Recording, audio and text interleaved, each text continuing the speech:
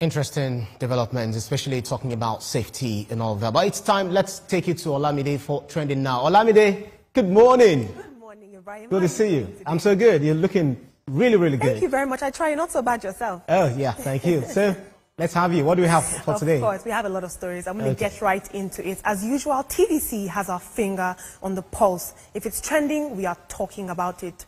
For our first story, Oriyomi Hamzat, the owner of Ibadan-based Agidigbo FM, has been released from Agodi Correctional Center, Oyo State, after meeting bail conditions of 10 million naira.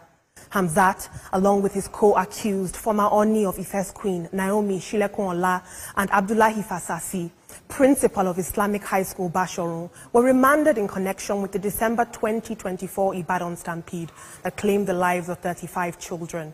Upon his release yesterday, Hamzat was met by a large crowd outside his broadcasting station. He was overcome with emotion and he addressed the gathering. He said, "Oriyomi is back." I'm translating here. "At this time, I am in a moment of silence. Thank you very much." My question in this Oriyomi Hamzat case, along with Queen Naomi, is what happens when a pillar of community is negligent? What happens when they make a mistake? What happens when the very community they've been positively contributing to is failed by them, not on purpose, of course? We are going to take some tweets right now.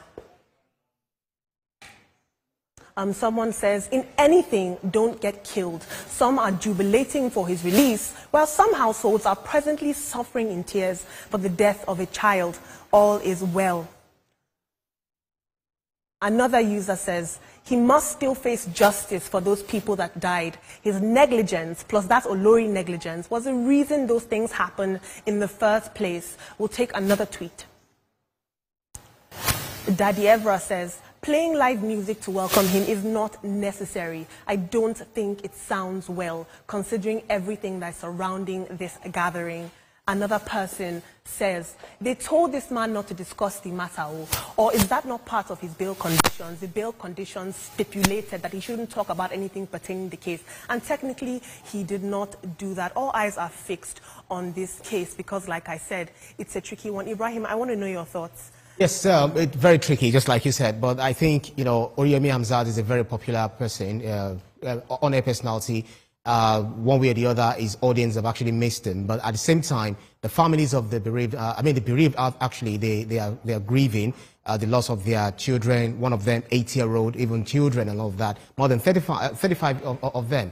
But it's really, really sad that we had to record this kind of incidents from people who are seeking to alleviate the sufferings of majority of people in Ibadan environs. But it's so sad. But I just want to appeal to the accused that they should also maintain moments of silence just to respect the court dictates, what the court asked them to do, not to talk about these issues. He was going to do that. And in a video that we're going to play right now, you could see the students at the school where he's contributed to rejoicing. People are happy that he's come back home. And we have to ask the question, what about the parents? I really hope that the souls of those 35 children... It's a polar world, right, wrong. Some people are jubilant, some are grieving, We can't have it all. There is evil, there is bad.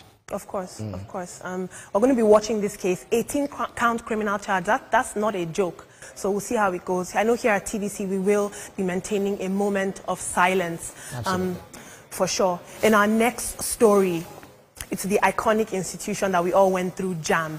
Now, the National Assembly's Joint Committee on Finance has raised concerns over the Joint Admissions and Matriculation Board's 2024 budget. They question its expenditures, which are totaling 1.85 billion naira on meals, refreshments, and fumigation. Now, during a budget defense session on Monday, Jamb Registrar Prof. Ishak Oloyede presented the board's 2025 financial plan, facing immediate scrutiny from lawmakers. Now, one lawmaker in particular, Senator Adams Oshomole, led the charge, calling out 1.1 billion naira spent on meals and 850 million spent on security and fumigation, asking if such spending was really essential for the organization. Now, Senator Shomole also criticized Jamb's 600 million naira travel costs, questioning its relevance for a primarily domestic agency. Comically, he questioned why they needed 850 million naira for fumigation, saying, what exactly are you fumigating? Are the mosquitoes consuming all this money? Which, of course, got social media in a tizzy. Now, Jamb has clarified that the 850 million naira allocation for security, cleaning and fumigation included the salaries of outsourced personnel, cleaning materials and other operational costs, of course.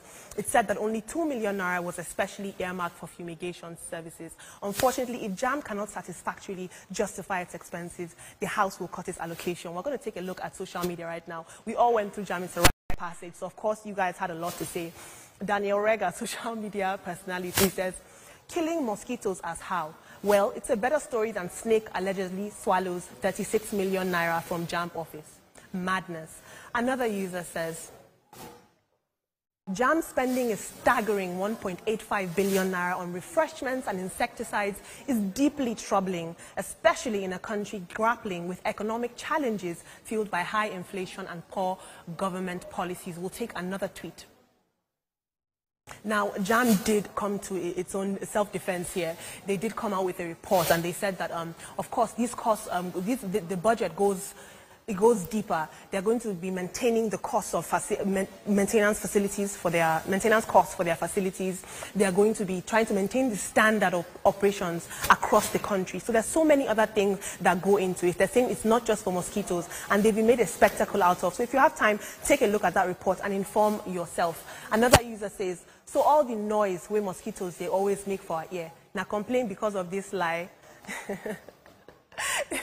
This is crazy. I mean, of course, mosquitoes aren't that many for 1.85 billion naira, but Nigerians... Well, let me tell you something, Olamide. Anytime there is a budget presentation, a budget defense, always go buy popcorn, grab it, just sit down and watch. And watch, because there is a whole lot of season films that will always come out of it, and then you see the senators accusing those who have come, the sector that has come for, or agency that has come for budget defense, you know, having different banters and all of that. But the Jamb boss, Isaac Olede, had said he didn't want to entertain any response from, from pressmen when they asked him this question. He said most of the figures that are bandied around were figures for last year.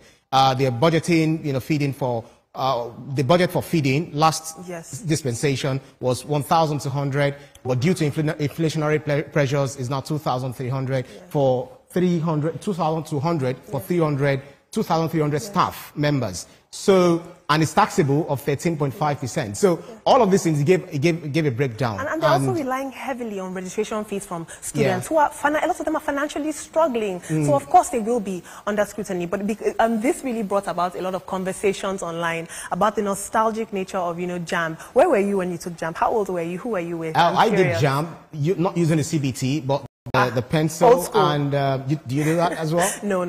Okay, so I'm not ancient of days, but you anyway, I had my day back in the day. Olamide, thank you so much for those insightful stories you've actually brought on. We'll keep